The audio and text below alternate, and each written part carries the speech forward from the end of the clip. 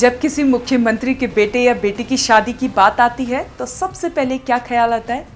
वही होता है कि इसे भव्य होटल वीआईपी मेहमानों के बीच बड़े धूमधाम से मनाया जाएगा। लेकिन एमपी के मुख्यमंत्री मोहन यादव ने इस सोच को पूरी तरह बदल दिया। उनके छोटे बेटे डॉक्टर अभिमन्यु यादव की शादी का अंदाज ऐसा था, देखते ही देखते किसी का भी दिल जीत लिएगा।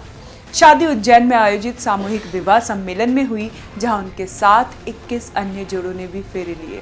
ये कोई आम शादी नहीं थी, बल्कि एक ऐसा समारोह था जिसमें समाज के आम लोग भी शामिल थे, रिक्शा चालक, शिक्षा और छोटे व्यवसाय वाले। इस खास मौके पर सीएम के बेटे और उनकी डॉक्टर दुल्हन इशिता ने सभी का ध्यान खींच लिया। अभिमन्यु क्रीम कॉलर की शेरवानी में और इशिता लाल लहंगे में बेहद खूबसूरत नजर आए।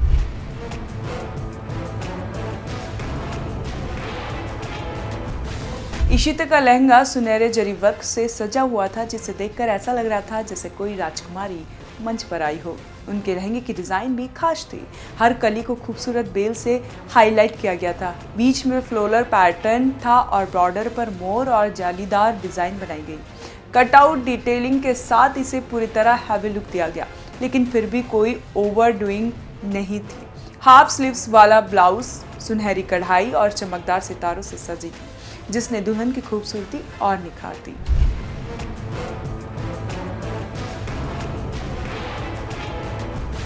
शादी में कई नेता, प्रसिद्ध हस्तियां भी मौजूद रहीं। बाबा रामदेव और बाबा बागेश्वर पंडित धीरेन्द्र शास्त्री ने नए जोड़े को आशीर्वाद दिया। इस कदम ने साबित किया कि दिखावे से बड़ी बात है सादगी और समाज के साथ जुड़ाव।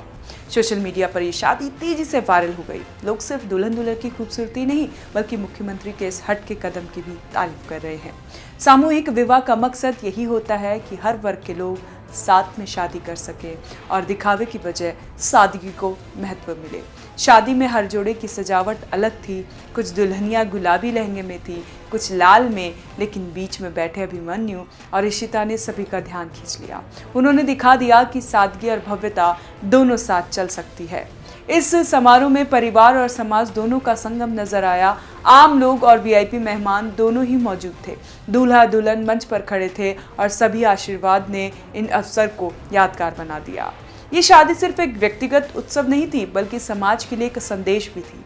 बड़े पद पर होने का मतलब ये नहीं आप आम लोगों से दूर रहें। भले ही शादी की वीआईपी होटल में नहीं हुई, लेकिन अभिमन्यु और इशिता की सुंदरता, समारोह की योजना और हर चीज की सादगी ने इसे खास और यादगार बना दिया।